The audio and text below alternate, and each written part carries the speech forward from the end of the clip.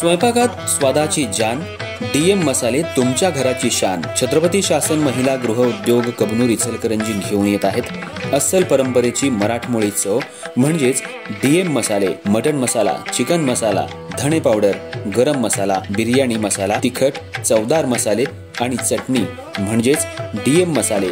तर आजच आपल्या जेवणाची रंगत वाढवण्यासाठी केमिकल विरहित डीएम मसाले, गृहिणींच्या मनातले मसाले आणि चटणी अवश्य वापरा. डीएम मसाले महिला बचत गटाद्वारे करणारे स्वच्छ माफक दरामध्ये म्हणजेच डीएम मसाले.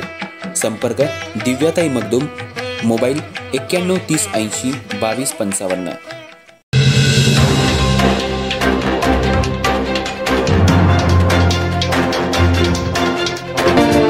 नमस्कार, मी तेजस्विनी मगदूम.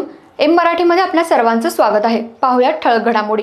इचलकरंजी शहरातल्या कामगार संघटना संयुक्त कृती समितीच्या वतीनं कारखाने अधिनियमातील कामगारांवर अन्याय करणाऱ्या दुरुस्त्या रद्द करण्यात याव्यात तसंच अन्य मागण्यांसाठी आज प्रांताधिकारी दीपक शिंदे यांना निवेदन देण्यात आलं.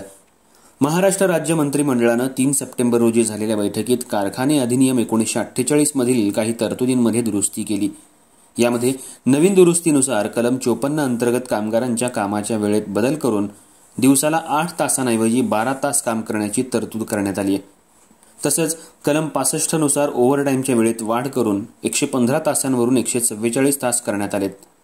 तर दुकाने, मॉल्स आणि इतर व्यवसायांमध्ये काम करणाऱ्या कामगारांसाठी कलम 56 मध्ये बदल करून आठवड्याचे कामाचे तास 48 वरून 60 म्हणजे दररोज 10 तासांपर्यंत वाढवण्यात आले.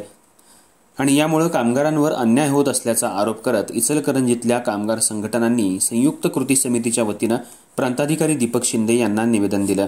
दरम्यान यावेळी शामराव कुलकर्णी यांनी या दुरुस्तीमुळे कामगारांचं शोषण वाढणार असून 12 ते 16 तास काम करण्याची वेळ येईल. अगदी आठवड्याला 144 तास काम करण्याचा निर्णय म्हणजे मालकांच्या फायद्यासाठी दिलेला फतवा असल्याची टीका संघटनांनी केली. वाढती महागाई, न मिळणारी पगारवाढ, किमान वेतनात वाढ न करता थेट कामाच्या वेळेत वाढ करणं म्हणजे अन्यायकारक निर्णय असल्याचं मत यावेळी व्यक्त केलं. तसंच इचलकरंजी विभागातील सहाय्यक कामगार आयुक्त यांच्यावर देखील संघटनांनी नाराजी व्यक्त केली. मजुरी वाढ प्रकरणात ते अपयशी ठरले असून त्यांना कामगार कायद्याचं नीट ज्ञान नसल्याचा आरोप करण्यात आला.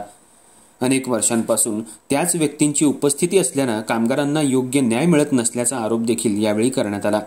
या अधिकाऱ्यांची बदली करून रोटेशन पद्धतीनुसार बदल करण्याची मागणी यावेळी जोरदारपणे करण्यात आली.